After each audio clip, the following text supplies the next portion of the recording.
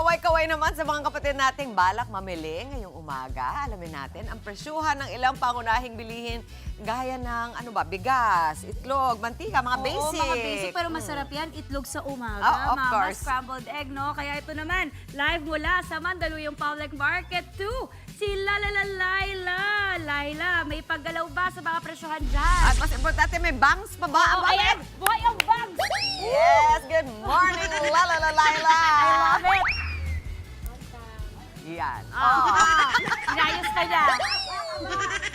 Ang bang!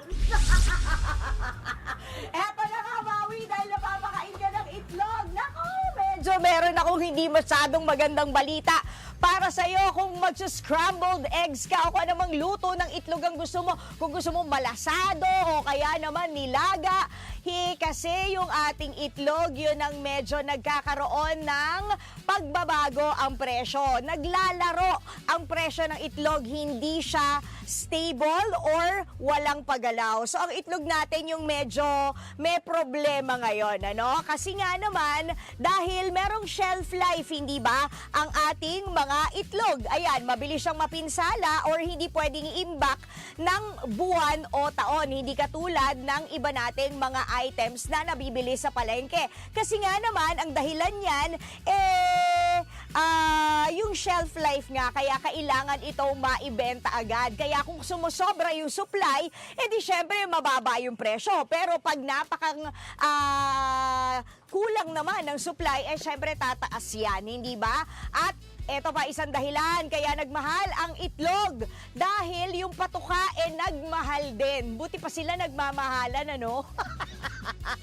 Malaki kasi yung dependency ng mga itlog sa presyo syempre ng mais at ng soy protein na kinakain ng mga manok para nga naman makapag-produce sila ng itlog. O hindi ba syempre nagmamahal ang feeds, nagmamahal din agad yung ating itlog. Yun yung dahilan. At syempre meron tayong panapanahong demand katulad ngayon na pasukan. O di medyo matumal ang bilihan ng itlog. Kaya Maui, pakyawin mo na lahat ng itlog ni ate. Kasi nga, wala kang kakompetensya. Dahil nga pasukan, mas nakafocus ngayon yung ating mga mami, mga kamisis sa mga school supplies at kung ano-ano pang mga kagamitan sa eskwela. Pero mataas ang presyuhan kadalasan kapag Christmas time dahil nga maraming nagbe-bake, lumeleche flan at kung ano-ano pa. Okay? Pagdating naman sa mantika at bigas, dito naman tayo medyo babawi. Oo. Mag-boil ka ng konting itlog, damihan mo na lang ng kanin. O, hindi ba? Kasi nga, walang paggalaw sa ating mantika at bigas. Anong dahilan? Meron tayong mga buffer stocks, di ba?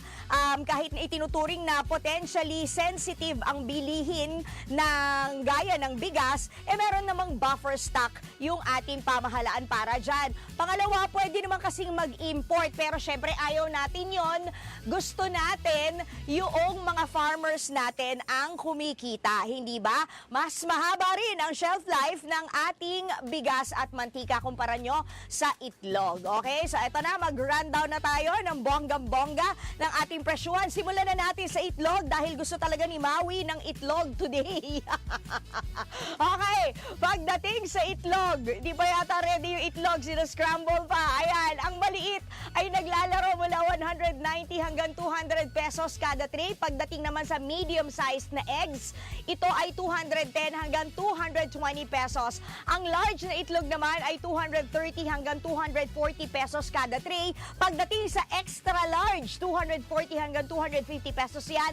At ang jumbo na itlog, grabe ano to, singlaki ng ostrich, ganon. Hindi naman ganon, pero may tinatawag tayong jumbo size na itlog, 260 hanggang 270 pesos yan kada tray. Pagdating naman sa mantika, kapag palm oil ang gusto nyo, 90 to 110 pesos yan kada litro.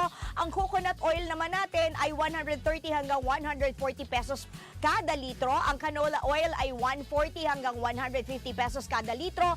At ang olive oil ay 195 ang kada 250 50 ml. Ang bigas, pag well-milled, 48 pesos yan kada kilo. Ang regular milled rice naman ay 50 pesos kada kilo. At ang whole grain rice ay 54 pesos kada kilo. Habang 50 pesos naman ang ating mga imported rice. O, di ba? Kausapin natin ngayon si Ate Cristina Doyog, ang ating nagtitinda dito sa magkabilaan na tindahan na to. Grabe, oh, di ba? Ang laki ng tindahan ni Ate Cristina. Ate Cristina, good morning. Good morning po, Oh, ma'am. ayan, kamusta ang bentahan mo ngayon? Dito tayo marap, sayang ang beauty mo. Kamusta ang bentahan natin ngayon, Ate Cristina? Ma'am, sa ngayon po medyo matumal po ang bintahan. Dahil nga doon sa pasukan? Sa pasukan po. Talaga? Nakatutok po yung mga priorities ng parents sa needs ng mga bata sa school. Eh, di ba, nagre-resist din naman ng mga bata. Di ba? Kumakain din ng itlog, ayan. Pero mas, ano yung pansin mo tinitipid nila? Parang kasi sa mga susunod na mga araw, maraming mga needs pa ng mga bata na bilihin. Tsaka marami ring mga kakompetensya. Siguro ikaw kamisis ka rin, kaya ganyan din ang ginagawa mo.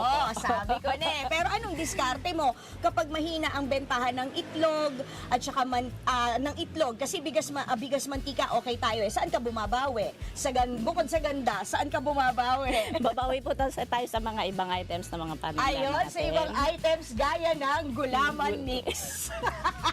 Nabibili tayo mamaya Opo. para makagulaman tayong lahat this morning. O, di ba? Maraming salamat, Ate Cristina. Ayan, sana Thank you, marami kang thank you. benta today. O, paano, Mami Chiki and Maui? Ilang tray ba ng itlog ang kailangan nyo? Bibilihin ko na para sa inyo. At saka ano pa mga sangkap na gusto ninyo? Baka gusto nyo magluto ng leche flan o kung ano, magbe-bake ba tayo? Sabihan nyo lang ako, balik muna sa inyo sa studio. Medyo masakit pala sa bangs yung Yan na nga. price increase ng Yan na itlog. nga.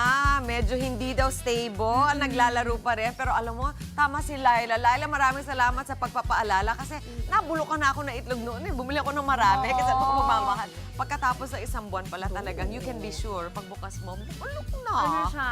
Ano na, hindi na mabango. Hindi na, May oo. amoy na. Uy, thank you sa iyong mga tips sa Laila. Ayan yung mga eggs. Salamat. Mga kapatid, Maui David po. Para laging updated sa viral food spots at unique destinations, mag-follow at subscribe na sa social media pages ng News 5.